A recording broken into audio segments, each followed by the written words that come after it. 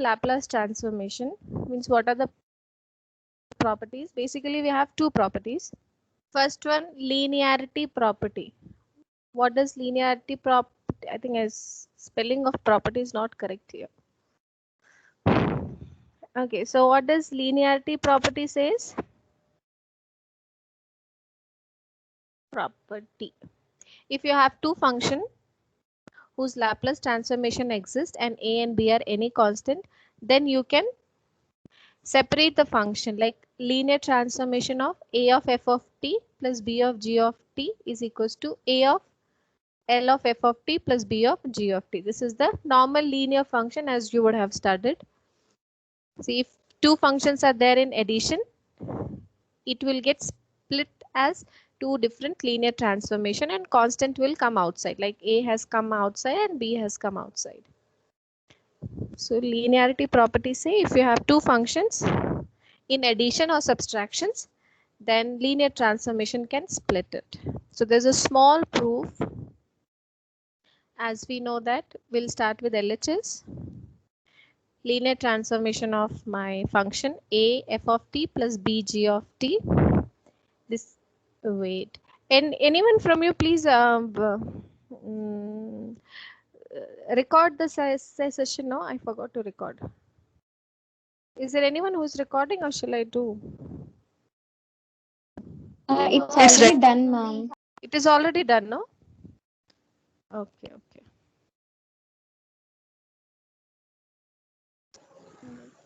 Make sure you will record. If anytime I'll miss, no, you start recording the session, because if it is recorded once, then those who are missing, it will not be a problem for them. Okay. So LHS is 0 to infinity, as we have told. What is the integral representation? 0 to infinity e to the power minus st, and then function as it is. What is my function? A f of t plus b g of t dt. Can you tell me what will be the next step if you want to achieve this RHS? What will be the next step?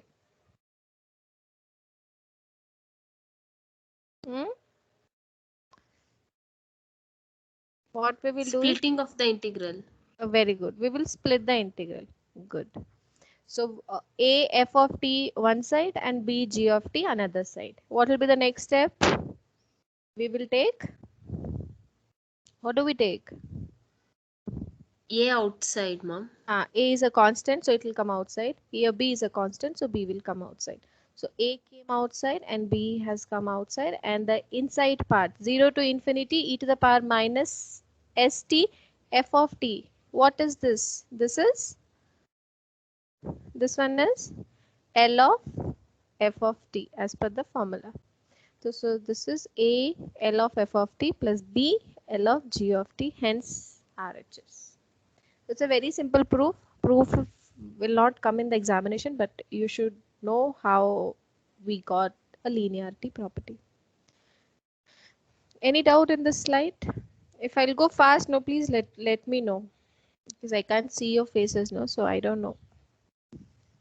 Tell me, is that fine? In this slide is fine for you, or you want me to explain it again? No, ma'am. Good. So we'll move to the next one. Only two properties are there. First is linearity property, and second one is first shifting property. Okay, what does first shifting property says?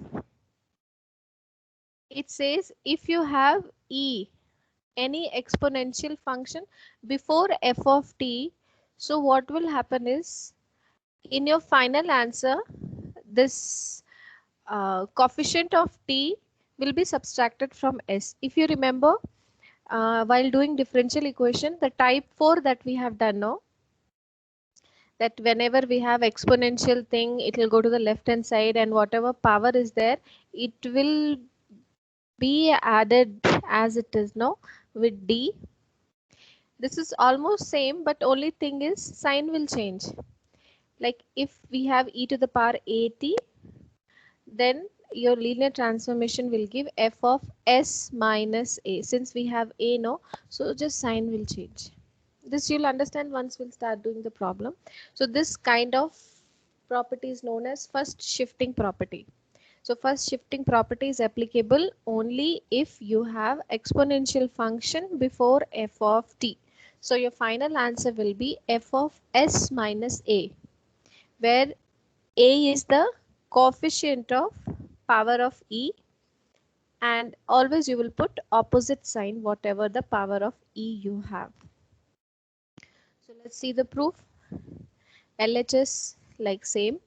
0 to infinity e to the power minus st, e to the power, my function is e to the power 18 into ft dt. So next step we'll combine the power of e. So we will get 80 minus st. Then we will take t common, which is a minus st f of t dt.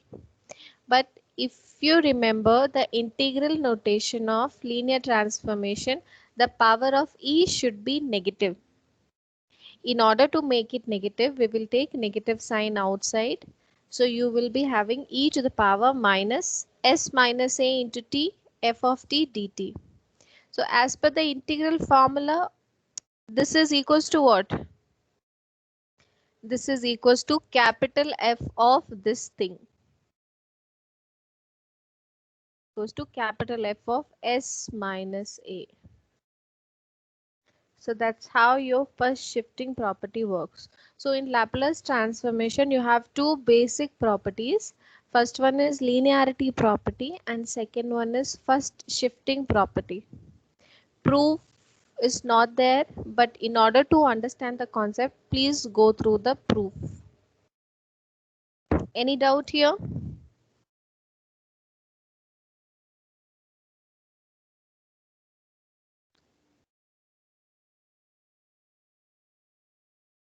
Shall we move to the next one?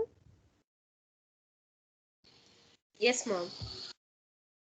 So this is your array.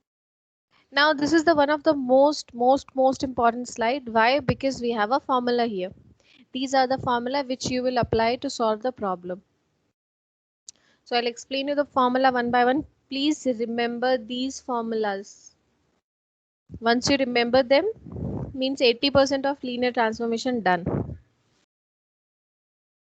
First formula, linear transformation of e of m of t.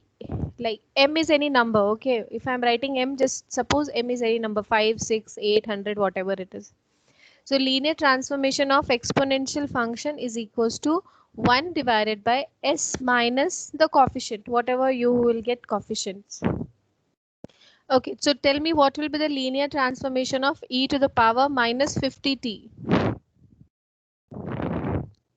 1 by S. 1 by Yes, plus 50. Yes, minus. s. Always remember sign will change. S plus 50. Good. Just remember, if you have exponential thing now, here down sign will change. That's all you have to remember. Fine. So if you have exponential function, your Laplace transformation will be 1 divided by s minus m. If you have minus, it will become plus. If you have plus, it will become minus. So direct formula. Second, if you have sine function, like sine some number, let's suppose this is number 5, sine 5t. Then its direct formula is 5 divided by s square plus 5 square. Okay. If we have linear transformation of sine 10t, what will be the answer? 10 divided by S square plus 100. Very. 10 divided by s square plus 100. But if you have cos, this you have to remember in sine and cos. If you have cos, numerator will be s, denominator is as it is, s square plus that number square, but numerator will be s. This thing you have to remember. How will you remember? I'll just give you a small trick. This cos will end with s, no, so its formula which start with s, like that you can remember. S divided by same thing as we were doing in the sine. This sine, this n, it ends with n, no, n means number, so whatever number is there, the formula start with the number. Cos, it will end with s, so the formula start with s. Let's suppose you have sine 70. What will be the linear transformation? Sine 70 linear transformation. What will be the formula? 7 by s square plus 49. 7 by s square plus 49. Very good. If same thing, I'll ask cos 70. S by s square plus 49. Very good. So this, because most of the students will get confused in the numerator itself, because denominator is same, but numerator, this is the small trick that you can apply to remember the formula. Okay, next is sine hyperbolic. Sine h, hyperbolic function. Hyperbolic function formula will be same, only the denominator you will get minus. Sine hyperbolic mt will be m divided by s square minus m square. Always you will start with s square. So what will be the cos formula for cos hyperbolic mt? S by s square minus m square. Very good. Denominator will be minus if you have a hyperbolic function. Good. Now what if you have algebraic function? Algebraic function means t with some number as a power. So its formula is that power factorial divided by s to the power m plus 1. Let's suppose it is t to the power 7. So what will you get? T to the power 7. The formula will be 7 factorial Divided by 8 s to the power of 8. divided by s to the power 7 plus 1, which is 8. So t to the power 7, direct formula you will get it as 7 factorial divided by s to the power 8. Same thing if you have t to the power 100, what will be the linear transformation? T to the power 100, 100 factorial divided by s to the power of 101. 101. So whatever power is there, that factorial you have to write divided by s to the power that number plus 1. Okay. Now the next one is, from here first shifting property will start. What does first shifting property will do? Just leave this apart and apply the formula for this. What is the formula for sine mt? As you have seen in here, m divided by s square plus m square, right? And first shifting property will say if you have exponential before any function, s will become s minus a. So you'll get s minus a whole square. Did you understand? See, basically you have to remember from 1 to 6, and then from 7 onwards you will apply first shifting property. Any doubt? Any doubt, anyone? No, ma'am. Sure. No, ma'am. So same thing will go with other also.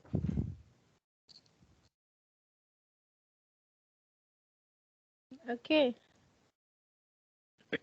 So basically you have to remember 6 formulas, and after 6 formula, same formula I have written, but we are applying first shifting property. So instead of s, you will write s minus whatever power of e. Did you understand this one? See, sine mt means m, if it is number, keep it as it is. If it is s, instead of s, you will write s minus a whole square plus m square. If you have e to the power 80 cos mt, you will write s minus a divided by s minus a whole square plus m square. Means formula will be as it is, but wherever you have s, you will be writing s minus a. So from 7 onwards, we have applied first shifting property.